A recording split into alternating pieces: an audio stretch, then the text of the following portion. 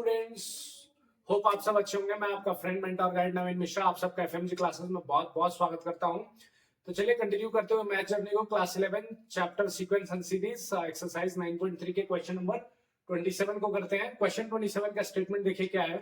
For what value of n the expression a to the power n plus 1 plus b to the power n plus 1 divided by a to the power n plus b to the power n is may be the geometric mean between a and b। अच्छा, geometric mean का हमने क्या concept सीखा था? Geometric mean का क्या formula हमें पता है।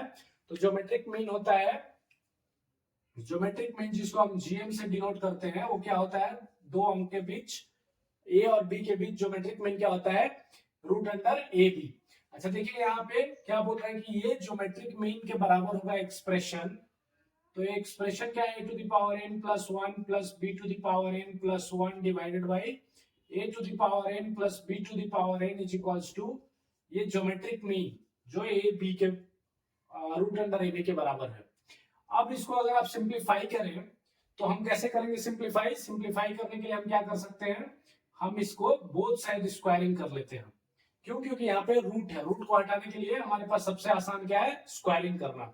अब यहाँ पे अगर आप देख रहे हैं कि ये a प्लस बी ये टर्म हो गया, जो पूरा का पूरा टर्म a हो गया और ये टर्म b हो गया, तो a प्लस बी का होल स्क्वायर और नीचे भी a प्लस बी का होल स्क्वायर। तो चलिए यहाँ पे देखते हैं हमारे पास a प्लस बी के होल स्क्वायर करने पे क्या आएगा? a टू द पावर, अच्छा n है n प्लस 1, जब स्क्वायर होगा तो क्या हो जाएगा? 2n plus 2 plus b square मतलब यहाँ भी 2n प्लस 2 हो जाएगा plus 2 into a b, a square plus b square plus 2ab क्या होता है? a प्लस बी के होल स्क्वायर का फॉर्मूला होता है। तो n plus 1 into b to the power n plus 1। ठीक है, ये ऊपर का हो गया। अब नीचे का क्या होगा? तो a to the power 2n, n है, n का स्क्वायर क्या हो जाएगा? 2n, b to the power 2n plus 2 into a to the power n into b to the power n। ये नीचे वाला का a प्लस बी का होल स्क्वायर हो गया और यहाँ पे क्या हो जाएगा आपके पास? रूट अंडर हट जाएगा, सिर्फ ए भी बचेगा। तो जब भी हमारे पास इस टाइप का सिचुएशन आता है हम क्या करते हैं? Cross multiplication.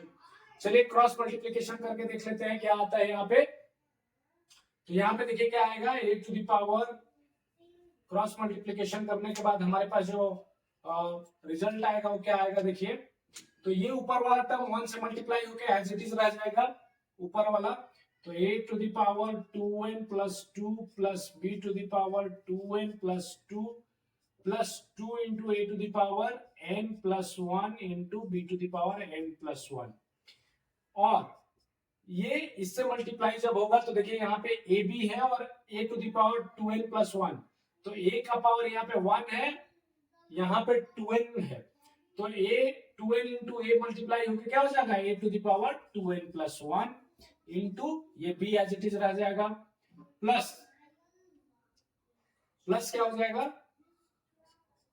ये देखिए इसमें अगर हम मल्टीप्लाई करेंगे तो b to the power 2n plus 1 into a हो जाएगा प्लस 2 इंटू ये देखिए a to the power n है, b to the power n है, तो a से मल्टीप्लाई होने के बाद a to the power n plus 1 into b to the power n plus 1 हो जाएगा।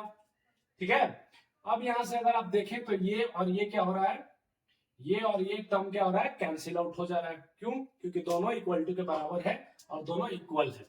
अब हम क्या करेंगे? जो a का टर्म है a के पावर 2n और इधर भी a के पावर 2n, उन दोनों को एक साथ ले लीजिए। तो a to the power 2n plus 2 minus ये वाले टर्म को ले लीजिए a to the power 2n plus 1 into b, और b वाले टर्म को एक साइड कर लीजिए। तो इधर क्या है? b to the power 2n plus 1 into a है और ये वाला टर्म इधर जाके माइनस में हो जाएगा, तो b to the power 2n plus 2 हो जाएगा आपके पास।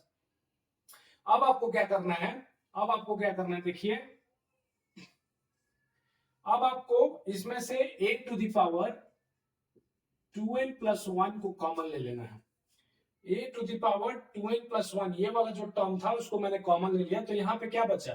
देखिए a to the power 2n plus 2 है, इसमें से हमने क्या किया है? एक n प्लस 1 कॉमन ले लिया, तो यहाँ पे क्या बचा? a बचा, और इस साइड में क्या बचा? यहाँ पे अपने पास b बचा।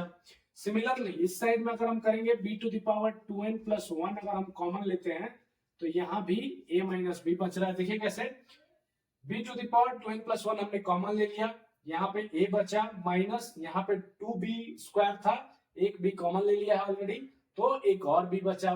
ठीक है, अब यहाँ पे अगर आप देखें तो a to the power 2n plus 1 divided by b to the power 2n plus 1 is equals to a minus b divided by a minus b हो रहा है।